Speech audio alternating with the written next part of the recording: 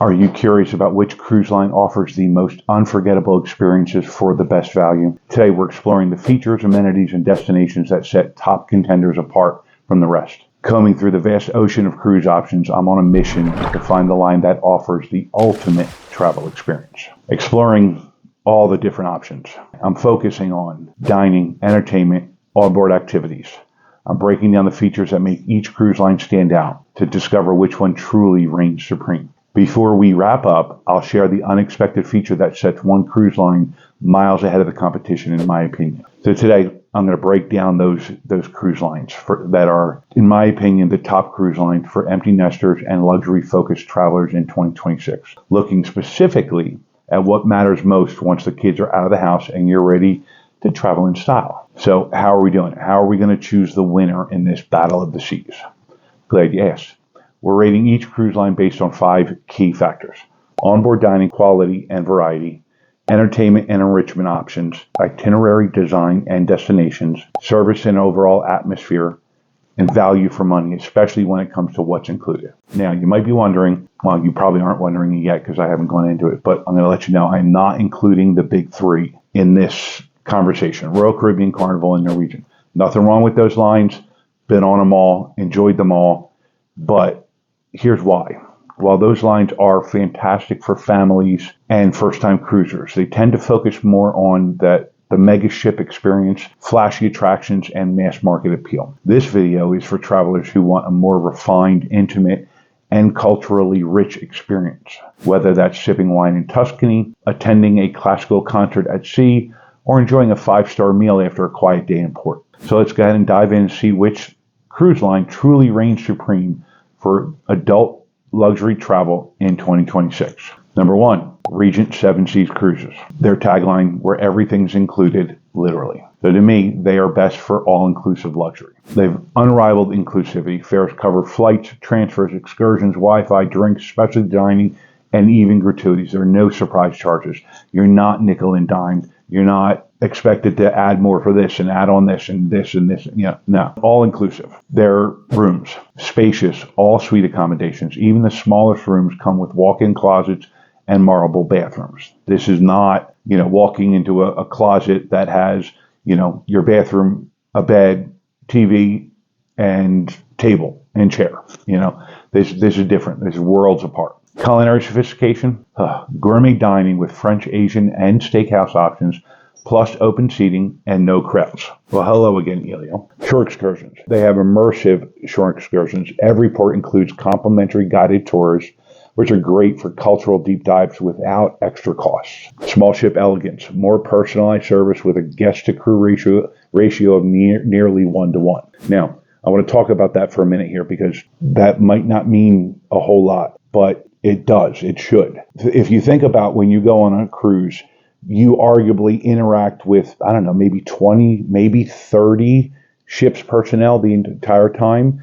The rest of them are in capacities where they're not necessarily passenger facing. Think, okay, the captain, you see him every once in a while, but he's got 20 people up in the bridge with him at all times that you never see. You've got engineering, you've got, the laundry people, you've got all these other crew members that you hardly ever see. So when they boast that they have a nearly 1-to-1 guest to crew ratio, that's total crew.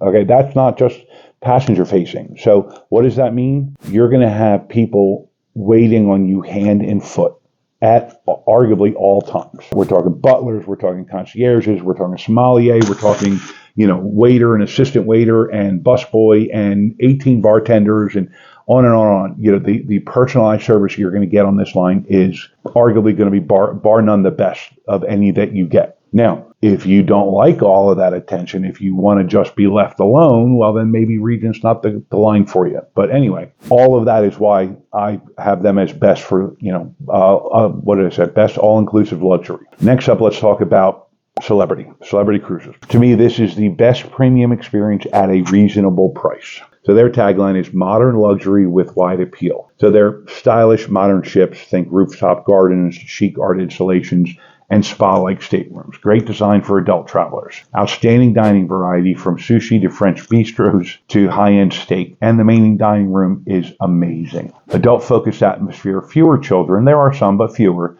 Plenty of quiet lounges and wellness-focused programming. Excellent itinerary options. They have a strong European presence in Greek Isles, Mediterranean, and even Galapagos. Aqua class perks. Spa-level staterooms with exclusive restaurant access and wellness programs, which is ideal for empty nesters. And if you haven't heard yet, as of the time of this video, they just announced that they're going to start luxury river cruising. So they're adding a whole new line just for river cruising. So we absolutely had an amazing time on our celebrity cruises. The staff was amazing. The design of the ship, the quality of the staterooms, the quality of the staff, truly enjoyable. Next line we're going to talk about, Holland America.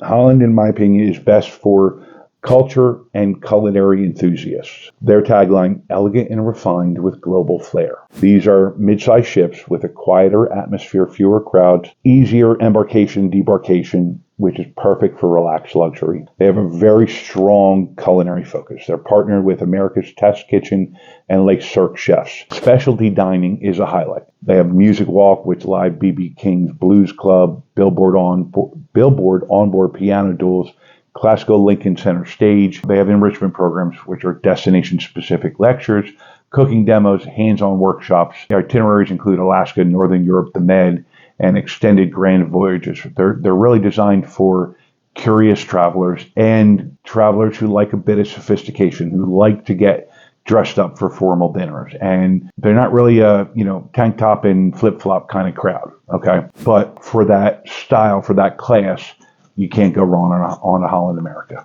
Right, Ilya? Next up, Viking's Ocean Cruises. To me, these are best for adults-only cultural cruising. Their tagline, small ships, big experiences. A lot of their ocean cruises have an adults-only policy, meaning 18 plus, so no kids on board, which to me equals pure tranquility and mature programming. Their ships have elegant Nordic designs, understated, serene, and perfect for travelers who don't want over-the-top flashiness. They're included excursions and beer and wine. They have one tour in every port that's included, plus daily, you get your, beer and wine is included at meals. You get Wi-Fi and access to the spa. Exceptional staff or exceptional service. Staff are well-trained, warm, highly attentive without being overly formal. Their itineraries focus on destination depth. They give you more time in port, including overnight stays and cultural immersions. Next, let's talk a little bit about Princess Cruises.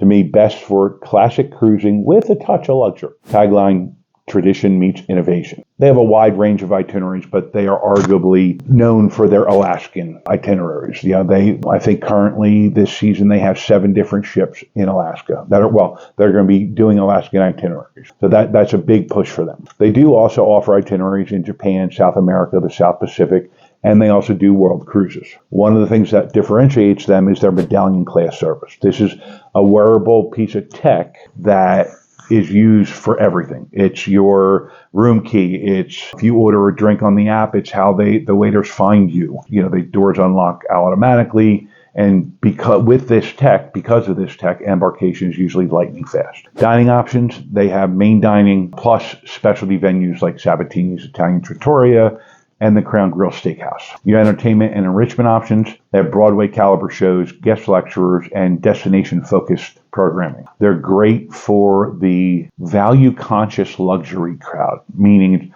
more affordable than ultra-luxury, but you still get a lot of those high-end touches. Next, let's talk about Oceania. To me, Oceania is best for foodies and destination lovers. Their tagline is, your ship should be as interesting as your destination. I love that. Exquisite dining. 5-star cuisine created by Jacques Pepin, I'm not sure how to pronounce his name. Multiple gourmet restaurants, all included. Mid-sized luxury ships. These are not tiny, they're not monstrous. They're kind of right in that sweet spot, a couple thousand people. Fewer passengers means easier access to ports and a more intimate experience. Destination immersion. Oceania has over 450 ports of call, with longer stays, overnight visits, and themed voyages. They do relaxed elegance. No formal dress codes, yet refined surroundings with attentive service. Perfect for repeat cruisers who want off-the-beaten-path ports paired with that luxury comfort. Now let's talk about that surprise feature that I mentioned earlier. Viking's thermal suite access for all guests. Why does it set them apart? I'm glad you asked. Unlike most cruise lines that charge for spa access, Viking includes full thermal spa access for every guest, with features including a snow grotto, hydrotherapy pool, steam room, and heated loungers, which are ideal for post-excursion relaxation. This wellness-focused offering adds serious value and feels like a high-end hotel perk on the sea. To me, it's a standout benefit that enhances onboard experience in a way most travelers don't expect. So, which cruise line reigns supreme in 2026? Well, if you couldn't tell already, it depends. It depends on the kind of travel experience you're after. If you want true, no-compromise luxury where everything's included, Regent Seven Seas is hard to beat. If you're after style, modern design, and solid value, Celebrity Cruises delivers. Love a deep dive into culture and cuisine? Holland America and Oceania will speak your language.